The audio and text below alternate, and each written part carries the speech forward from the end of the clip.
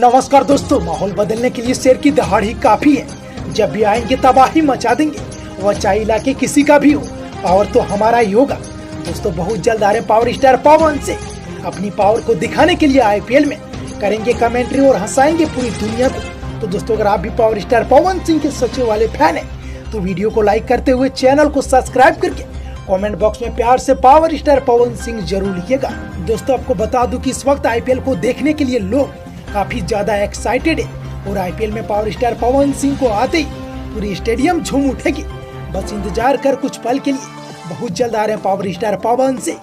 दोस्तों इन दिनों पवन सिंह के चाहने वाले फैंस पवन सिंह के लिए कुछ भी कर सकते हैं। वह चाहे क्रिकेट से लेकर गाने क्यों ना हो, प्यार तो उतना ही होगा जितना पहले होता था। पवन सिंह से आगे जाने में दूसरा जन्म लेना पड़ेगा बेटा।